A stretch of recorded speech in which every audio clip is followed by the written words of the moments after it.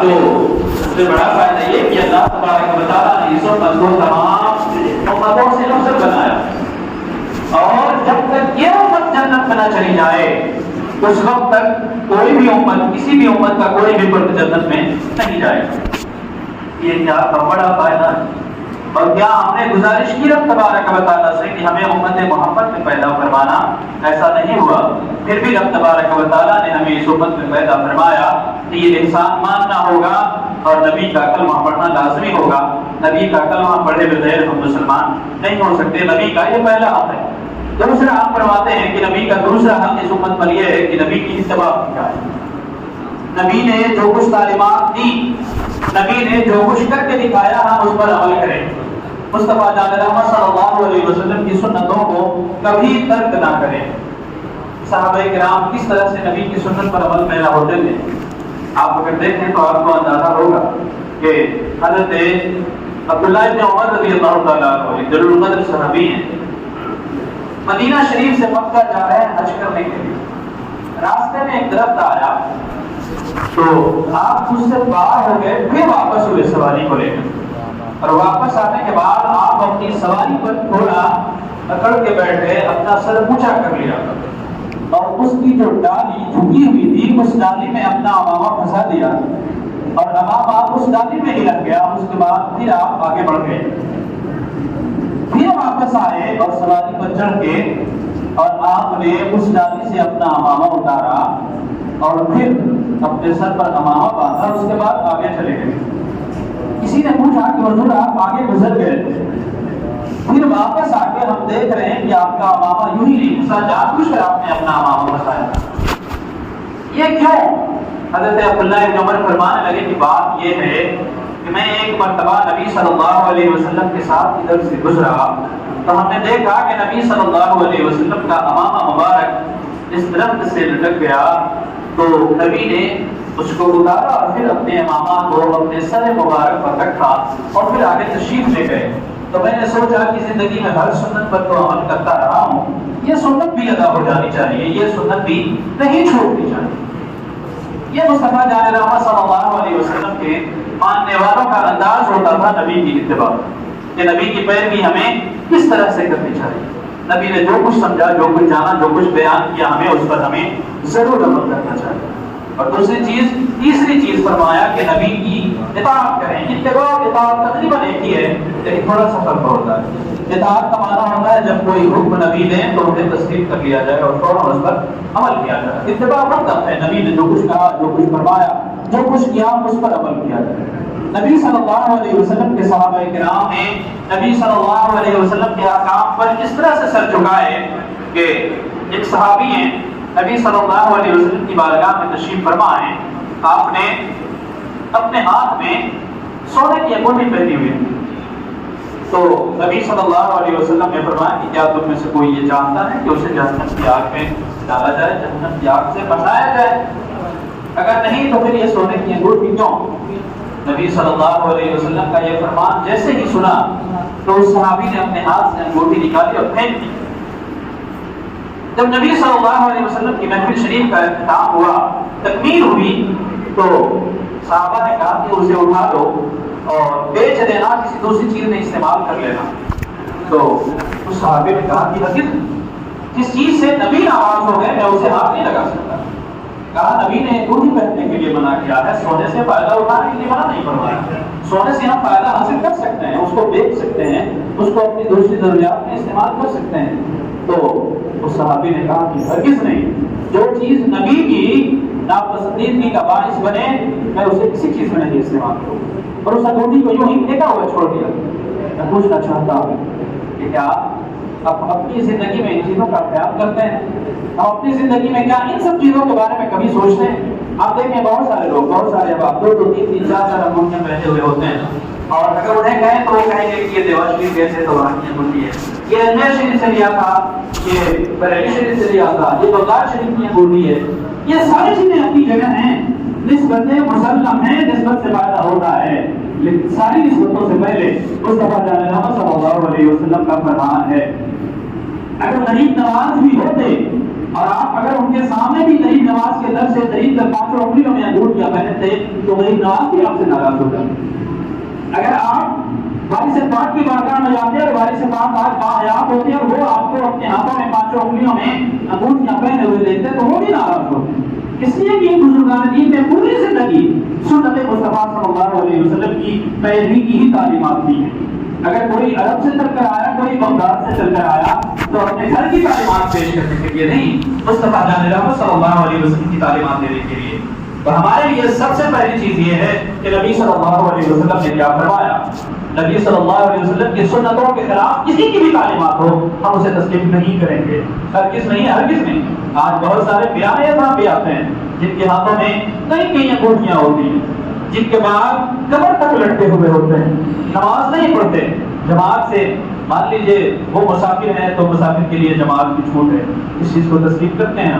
کوئی پیر صاحب اگر باہر سے آئے اور مسجد کے بغل میں ہونے کے باوجود بھی وہ وہیں نماز پڑھنے جماعت میں شریک نہ ہو تو شریعت کی طرف سے ان پر کوئی بھی اس حوالے سے جرم عائد نہیں ہوتا, اس لیے کہ مسافر کے لیے جماعت کی ضرورت نہیں ہے. اگر وہ جماعت سے پڑھتا ہے تو ٹھیک ہے, نہیں بھی پڑھتا تو اس پر کوئی گناہ نہیں. لیکن یہ جو کمر تک باہر رکھنا, ہر ہاتھ میں انگوٹھی پہننا, یہاں پہ کڑے پہننا یا ہاتھ میں دھاگے باندھ کر رکھنا, ہمیں سے بھی بہت سارے لوگ ہاتھ میں دھاگے باندھتے ہیں.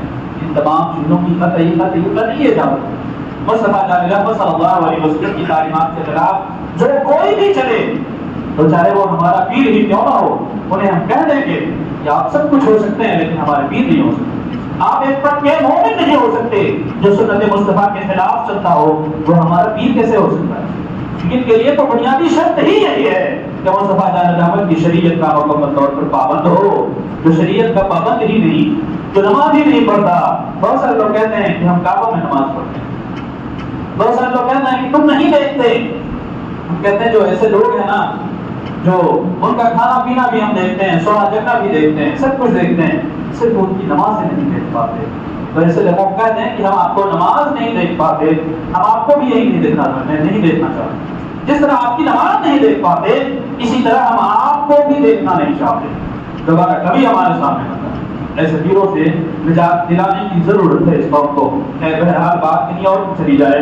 مصطفیٰ جان رحمت صلی اللہ علیہ وسلم کے حقوق میں سے یہ حق ہے کہ ہم نبی کی سنت کی پیروی کریں, نبی کے احکام کو بجانا ہے اور نبی صلی اللہ علیہ وسلم نے جو کچھ فرمایا اس پر عمل کریں.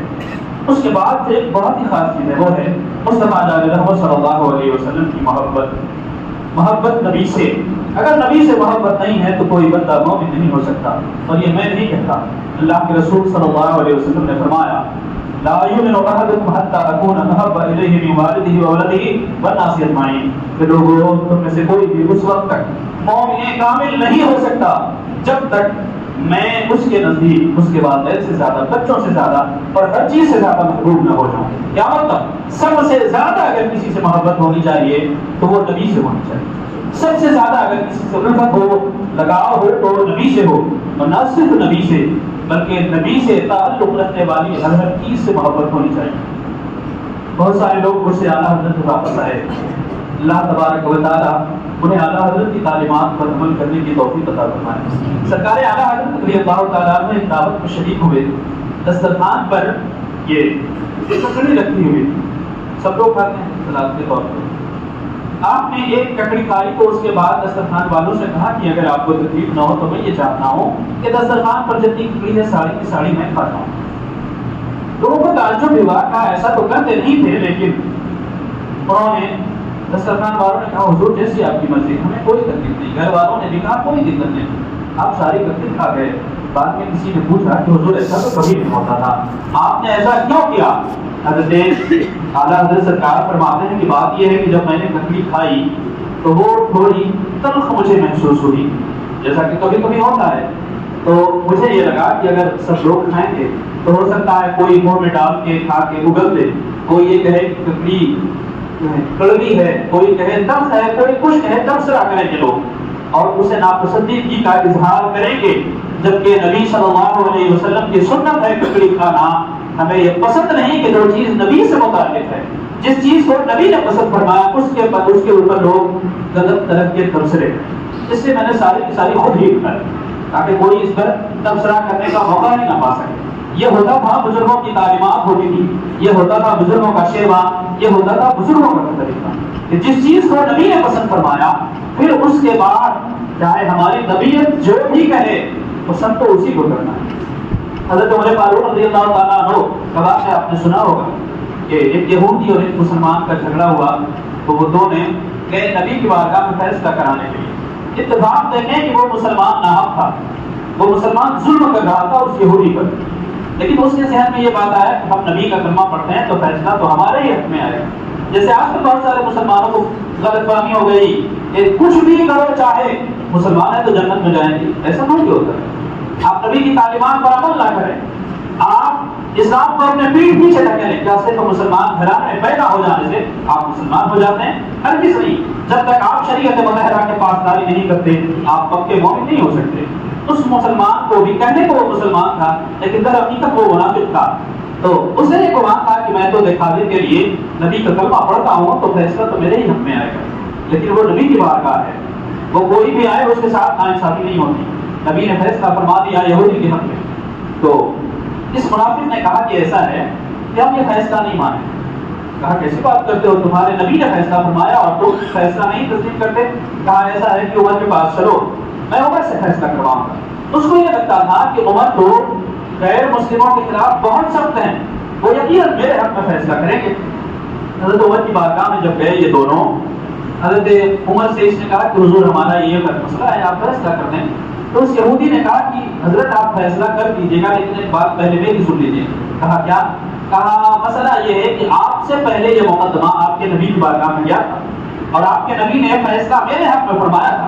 حضرت عمر نے کہا ٹھیک ہے میں ابھی فیصلہ کرتا ہوں۔ حضرت عمر گھر کے اندر گئے، تلوار لے کر آئے اور اس منافق کی گردن اڑا دی۔ انہوں نے کہا کہ جس کو نبی کا فیصلہ تسلیم نہیں میں اس کا وجود ہی زمین پر تسلیم نہیں کرتا۔ وہ بظاہر کلمہ پڑھتا تھا لیکن نبی کے فیصلے کو تسلیم نہ کیا۔ حضرت عمر فرماتے ہیں کہ ایسے شخص کو میں فیصلہ ایسے ہی کرتا ہوں۔ تو نبی سے ہر وہ چیز جو نبی سے تعلق رکھتی ہے اس سے محبت ہونی چاہیے، ہر وہ چیز جو نبی کے مطابق ہے اس سے محبت ہونی چاہیے۔ ایک مسلمان کی یہ ایمان کی علامت ہے، اور اگر نبی سے محبت نہیں تو کچھ بھی نہیں۔ اور ایک بات بتاؤں آپ کو، جو نبی سے محبت کرتا ہے وہ نبی میں عیب نہیں تلاش کرتا۔ آج اگر معیار بہت نیچا نہ ہو تو ایک بات کہوں آپ کو، بہت سارے نوجوان، بہت سارے لڑکے کسی لڑکی کو پسند کرتے ہیں، کسی عورت کو پسند کرتے ہیں، اس کے عشق میں گرفتار ہو جاتے ہیں، اور یہ طوفانی عشق۔ آپ اگر اس لڑکے کو کہیں کہ دیکھو وہ لڑکی ایسی ہے، اس کے اندر یہ برائی ہے، اس کے اندر یہ معاملہ ہے، تم اس سے ہٹ جاؤ، وہ کیا کہتا ہے؟ آپ پتہ نہیں کس طرح سے دیکھتے ہیں، اس کی جیسی تو کوئی لڑکی ہو ہی نہیں سکتی دنیا میں۔ مجھے تو صرف وہی چاہیے، ایک معمولی سا انسان جو اپنی ہوس مٹانے کے لیے عشق کرتا ہے، ایک معمولی سی چیز جس کے اندر ہزاروں لاکھوں عیب ہوتے ہیں، جب اس سے محبت کی جاتی ہے نا تو اس کا ایک بھی عیب نہیں نظر آتا، اور اگر ہو بھی تو اس عیب کے ساتھ ہم اسے بخوشی قبول کرتے ہیں۔ یہ کیسا امتی ہے جو نبی کا کلمہ بھی پڑھتا ہے، جو نبی کو اپنا ہادی اور رہبر بھی مانتا ہے، اس کے بعد نبی میں عیب بھی نہیں پاتا۔ ارے اس نبی میں جس نبی میں کوئی عیب ہی نہیں، کیسے آپ نے عیب تلاش کر کے؟ وہ نبی جس کے اندر کوئی برائی ہو ہی نہیں سکتی۔ آپ کو معلوم ہے حضرت ثابت نے کیا فرمایا تھا؟ کان کا خلق کا کما تشاؤ، اے نبی گویا آپ ایسے پیدا کیے گئے جیسا کہ چاہتے تھے۔ اگر آپ کو یہ کہہ دیا جائے کہ میں آپ کو ایک یہ مدد دینا چاہتا ہوں کہ آپ جس طرح چاہیں اپنے آپ کو بنا لیں، تو کیا آپ میں سے کوئی چاہے گا کہ ہمارے اندر کوئی عیب رہ جائے؟ ہرگز نہیں چاہے گا۔ حضرت ثابت کیا فرماتے ہیں؟ اے نبی آپ کو ایسا بنایا گیا گویا جیسا آپ چاہتے تھے۔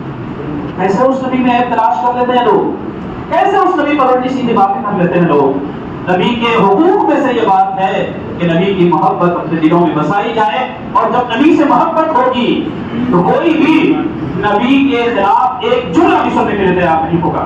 ابھی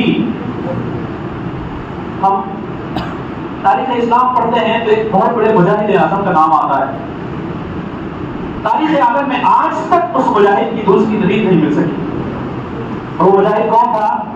مجاہد اسلام، غازی اسلام، حضرت سلطان صلاح الدین ایوبی رحمۃ اللہ۔ آپ بہت سارے ہیرو دیکھیں آپ اسلامی تاریخ میں، بہت سارے، لیکن میں دعوے کے ساتھ کہہ سکتا ہوں کہ اس جیسا مجاہد آپ ایک بھی نہیں لا سکتے۔ یہ وہ واحد مرد مجاہد ہے کہ جس کے نام پر پورے یورپ میں خراج وصول ہوا تھا اور اس کے خلاف لڑنے کے لیے لشکر تیار کرنے کے لیے پورے یورپ میں چندہ کیا تھا اور اس کا نام رکھا تھا خراج صلاح الدین۔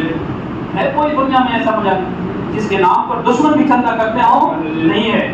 اس مرد مجاہد نے پوری زندگی مذہب اسلام کی پاسداری کی خاطر گزار دی۔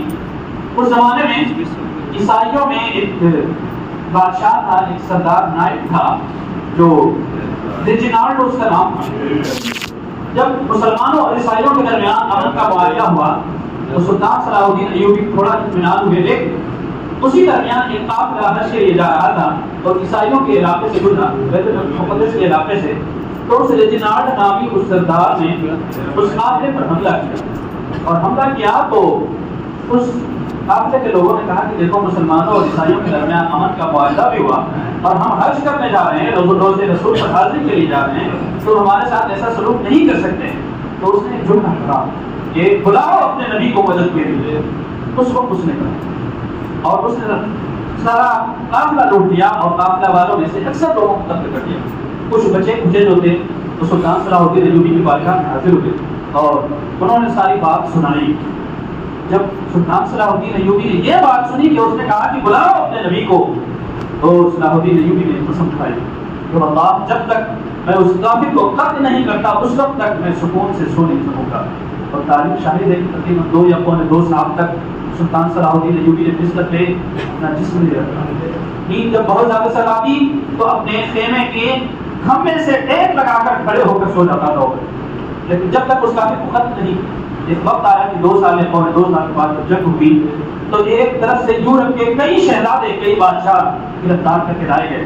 سلطان صلاح الدین ایوبی نے، وہ سلطان تھا بہت بڑا تھا اور اس کے اندر مصطفیٰ جان رحمت صلی اللہ علیہ وسلم کسی نے پھول پھول کر بھری تھی، دشمنوں کے ساتھ بھی غیر انسانی سلوک نہیں کرتے تھے سلطان صلاح الدین ایوبی۔ اس نے شہزادوں کو کرسیاں، یورپ کے شہزادوں کو جو عیسائی، اور کہا کہ جس کو ہم کرسی دیتے ہیں اس کو امام دیتے ہیں، اسے مارتے نہیں۔ کچھ تھے جن کو شربت پلایا اور کہا کہ جسے ہم شربت دیتے ہیں، پانی دیتے ہیں، اسے ہم امام دیتے ہیں، اسے مارتے نہیں۔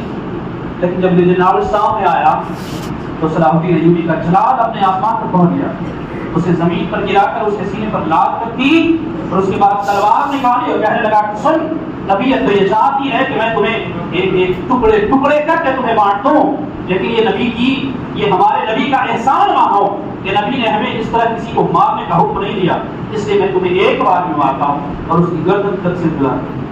یہ تھے مسلمان، اور یہ مسلمان تھے۔ اگر آپ کو کبھی موقع ملے تو آپ پڑھیے صلاح الدین ایوبی کی تاریخ۔ یہ اکیلے اس مرد مجاہد نے، مسلمانوں نے بھی ساتھ نہیں دیا اور پوری دنیا نے یورپ کو فلسطین سے کھدیر کر حضرت عمر فاروق کے بعد اگر کوئی فاتح بیت المقدس بنا تو صلاح الدین ایوبی۔ آج بھی نہ صرف اسلامی دنیا بلکہ اسلامی دنیا سے زیادہ اگر کوئی جانتا ہے صلاح الدین ایوبی کو تو وہ یورپ کی دنیا۔ آج بھی اس کا نام، اگر سے وہ دشمن تھا لیکن لوگ عزت کے ساتھ لیتے، اس لیے اس نے جو مثال پیش کی وہ دنیا میں کبھی نہیں ملی۔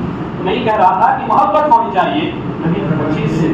ہم کیسے لوگ ہیں کہ نبی کی گستاخی بھی سن لیتے ہیں، ہم کیسے لوگ ہیں کہ نبی کے خلاف باتیں نہیں کر لیتے ہیں۔ یقین جانے ایک امتی کبھی بھی نبی کی شان کے خلاف بات نہیں کرتا، نبی کے اندر عیب نہیں تلاش کر سکتا۔ نبی صلی اللہ علیہ وسلم کے حقوق میں سے اس کے بعد آتا ہے نبی کی تعظیم، کہ نبی کی تعظیم ہونی چاہیے، نبی کی بے ادبی نہیں ہونی چاہیے۔ آج جب مسلک اعلیٰ حضرت کا نعرہ لگایا جاتا ہے تو یہ بات سامنے آتی ہے کہ مسلک اعلیٰ حضرت کے ماننے والوں نے بہت سارے مسلمان کہلانے والوں کو کافر کر دیا، اور یہ الزام لگایا جاتا ہے کہ اعلیٰ حضرت امام محمد رضا فاضل بریلوی رضی اللہ تعالیٰ عنہ نے بہت سارے لوگوں کو کافر کہہ دیا۔ کہا کہ حقیقت میں نہیں، اعلیٰ حضرت فاضل بریلوی رضی اللہ تعالیٰ عنہ نے خود سے فتویٰ نہیں دیا۔ آپ پڑھیے حسام الحرمین، اعلیٰ حضرت فاضل بریلوی نے ان لوگوں کو جنہوں نے نبی کے خلاف گستاخیاں کئی خطوط لکھے، کہا تو اس کی توضیح پیش کرو، نہیں کیے۔ تب اعلیٰ حضرت فاضل بریلوی اس وقت حرم شریف گئے اور وہاں مکہ شریف کے علماء، مدینہ شریف کے علماء، برما کے علماء، ہندوستان پاکستان بنگلہ دیش کے علماء، یہ تمام علماء اور جتنے بھی عالم اسلام میں اکابر علماء تھے، ان سب کے سامنے اعلیٰ حضرت فاضل بریلوی نے اپنا استفتاء رکھا۔ کہا کیا کہتے ہیں ان لوگوں کے بارے میں جو یہ کہتے ہیں کہ نبی کی شان تو یہ ہے کہ نبی خدا کی شان کے آگے جواب سے بھی زیادہ عظیم ہے، نعوذ باللہ من ذالک۔ جو لوگ یہ کہتے ہیں ان کے بارے میں آپ کیا کہتے ہیں؟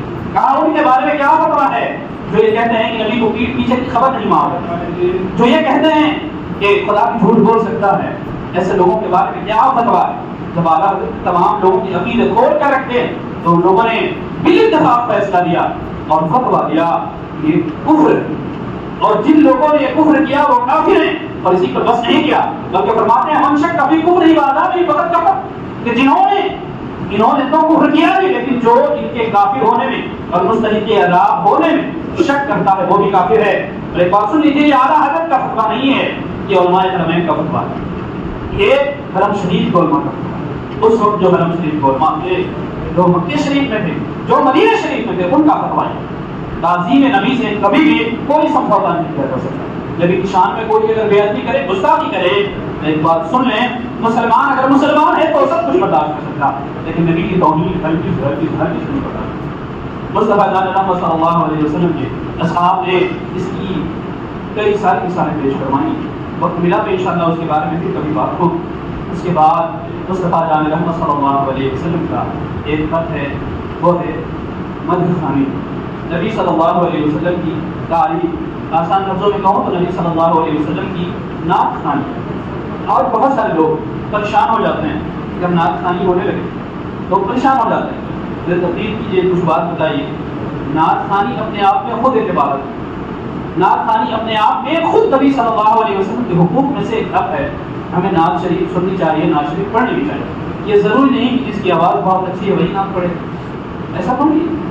یہ ضرور نہیں کہ جس کی آواز بہت اچھا انداز ہو وہی نعت شریف پڑھے، ہر انسان نعت شریف پڑھے۔ یہ بھی ضروری نہیں کہ نعت شریف پڑھنے کے لیے کوئی محفل سجائی جائے، یہ ضروری نہیں ہے۔ نبی کی نعت پڑھنے کے لیے ہم گھر میں بھی پڑھ سکتے ہیں، اکیلے بیٹھے ہوئے بھی نبی کی نعت پڑھ سکتے ہیں، اور کتنے خوش نصیب ہیں وہ لوگ کہ تنہائی میں بھی جب رہتے ہیں تو بنا چاہے ہوئے بھی نبی کی نعت زبان پر آتا ہے۔ اور کیسے کمزور اور کم نصیب ہیں وہ لوگ کہ تنہائی میں بھی انہیں، محفل میں تو نصیب نہیں ہوتا، تنہائی میں بھی انہیں گانا ہی نصیب ہوتا ہے، کہ تنہائی میں بھی ہوں تو گانا ہی گنگناتے رہے، بے حیائی کی باتیں ہی گنگناتے رہے۔ اپنی عادت ہمیں اس طرح سے بنانی چاہیے کہ ہم نبی کی نعت گنگنائیں، ہم نبی کی نعت پڑھیں۔ مصطفیٰ جان محمد صلی اللہ علیہ وسلم نے حضرت حسان بن ثابت کے لیے خود سے منبر بچھوایا، اور نعت شریف پڑھنے کے بعد نعت شریف پڑھنے والوں کو آپ صلی اللہ علیہ وسلم نے اپنی چادر مبارک عطا فرمائی، دعائیں دی۔ لیکن یہاں پر ٹھہر کر ایک بات ضرور کہنا چاہتا ہوں، یقیناً نعت شریف پڑھنا عبادت ہے، نعت شریف پڑھنا نبی کے حقوق میں سے حق ہے، اور نعت شریف پڑھنا صحابہ کی سنت ہے، صحابہ کی سنت ہے، اور نعت شریف سننا نبی کی سنت ہے۔ لیکن نعت شریف ایسا اس طرح سے پڑھی جائے جس طرح سے نبی کی بارگاہ کے حقوق کی رعایت کی جائے، نبی کی بارگاہ کے ادب کی رعایت کی جائے۔ آج جو کچھ اسٹیجوں پر ہوتا ہے، یقین وہ کرنے والے وہ بھی کہتا ہے، یقین وہ کرنے والے جو پودستار والے ہی ہوتے ہیں، لیکن آج اگر آپ کسی بھی ایک اچھے عالم سے پوچھیں تو وہ اس کی تعریف نہیں کرتا۔ جس طرح سے ہم ممبر و محراب پر، جس طرح سے اسٹیجوں پر گانوں کی طرز پر نعت شریف پڑھی جاتی ہے، جس طرح سے اسٹیجوں پر پیسے لٹائے جاتے ہیں، جیسے آپ توالد ہو کر لوگ پیسے لٹاتے ہیں، دوسرا آج نعت پڑھنے والوں پر پیسہ لٹانا برا نہیں ہے، لیکن ایک بات جان لیں، آپ نبی کی محفل میں بیٹھے ہیں، آپ اس طرح کی حرکت کیسے کر سکتے ہیں؟ آپ نبی کی محفل کی بے ادبی کیسے کر سکتے ہیں؟ آپ کو اگر دینا ہی ہے، آپ لٹاتا ہوا ہم نے آج تک کسی کو نہیں دیکھا 500 کا نوٹ کوئی اٹھا کے لٹاتا، کسی کو نہیں دیکھا۔ 100 کا نوٹ بھی نہیں دیکھا کسی کو گڈی لے جا کر لٹا رہا ہوں، 10 کے نوٹ لٹائیں، 20 کے نوٹ لٹائیں، یہ کسی کے پاس بہت زیادہ توفیق ہوئی تو 50 کے نوٹ لٹائیں۔ لٹانا ہے، آپ کو دینا ہے کہ نعت شریف پڑھنے والے کو، تو آپ ایک بار میں کیوں نہیں دے دیتے اس کو؟ یہ لٹانا کیا؟ یہ دکھانا ہی تو ہے، یہ دکھانا ہی تو ہے، اور یہ ریا ہی تو ہے، اور ریا کو اللہ کے رسول صلی اللہ علیہ وسلم نے شرک اصغر فرمایا، اور ایسی کوئی بھی بات قابل قبول نہیں جس میں ریاکاری آ جائے، دکھاوا آ جائے۔ نعت شریف پڑھی جانی چاہیے، ضرور پڑھی جانی چاہیے، ہماری ہر محفل میں نعت شریف، ہمارے ہر گھر میں نعت شریف ہو، ہر جگہ نعت شریف ہو، لیکن ادب کے ساتھ ہو، گانے کی طرز پر نہ ہو۔ ایسا نہ ہو کہ ہم پڑھ رہے ہیں نعت شریف اور ہمارے ذہن میں کوئی گانا چل رہا ہے اور اس گانے کے دھن پر ہمارے پیر بیٹھے بیٹھے تلک۔ ہم نے دیکھا لوگوں کو نعت شریف پڑھی جا رہی ہے، کرسی پر بیٹھے ہو کر پیر بے قابو ہو جاتا ہے اور دھڑکنے لگ جاتا ہے، اور اگر انہیں کسی بات کا ڈر نہ ہو تو بہت بعید نہیں ہے کہ وہ کھڑے ہو کر ناچنا شروع کر دیں، اور ہوگا ہی ہوگا۔ جس طرح سے ہم بڑھاوا دے رہے ہیں چیزوں کو نا، یہ ہوگا، بہت جلدی ہوگا، بہت جلد ہونے والا ہے کہ ہم محفلوں میں ناچیں گے، اسٹیجوں پر ناچیں گے، اس لیے کہ ہم پذیرائی اسی کی کرتے ہیں۔ اگر ہم جلسہ کرائیں، ہم کسی کو بلائیں تو نعت شریف، واقعی نعت شریف پڑھنے کی طرح پڑھتا ہے، ہمارے نوجوان کے کس کو بلا دیں؟ آج ایک صاحب کہنے لگی 5 سال سے زائد ہو گیا آپ کو یہاں رکھے، آج تک آپ نے جلسہ نہیں کرایا۔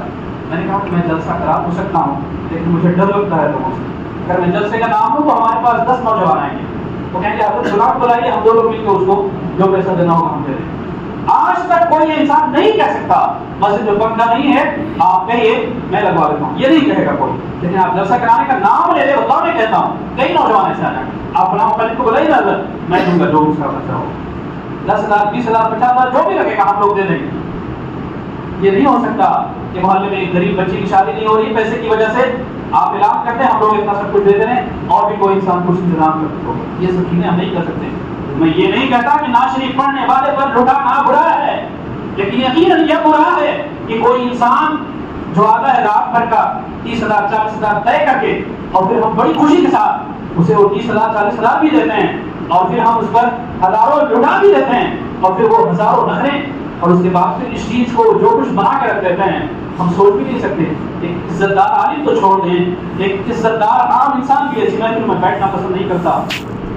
آپ کبھی سروے نہیں کرتے، ان چیزوں پر غور نہیں کرتے۔ ہماری محفلوں میں کتنے پڑھے لکھے لوگ جاتے ہیں، کتنے پڑھے لکھے لوگ جاتے ہیں، نہیں جاتے، وہی لوگ جن کو نہ کبھی نماز سے مطلب نہ کبھی روزے سے مطلب، وہی جائیں گے اور پھر وہ ہاتھ اٹھا کر نعرہ لگائیں، کھڑے ہو کر نعرہ لگائیں، اور اگر نعرہ خان کہہ دے تو شاید وہ سب کے بعد کھڑے ہو کر بھی نعرہ لگانا شروع کریں، اور یہ ہوگا ضرور۔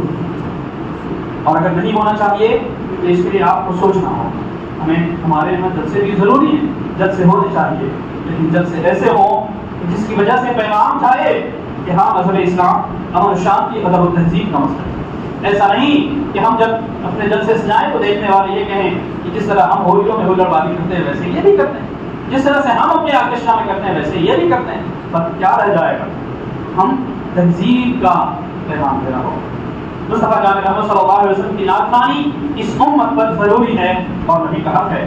اس کے بعد نبی صلی اللہ علیہ وسلم کا ایک حق ہے وہ درود شریف پڑھیں، آپ جتنا زیادہ درود شریف پڑھیں، اور فرمایا کہ جو لوگ کثرت سے درود شریف پڑھتے ہیں وہ میدان محشر میں مصطفیٰ جان محمد صلی اللہ علیہ وسلم کے سب سے قریب ہوں۔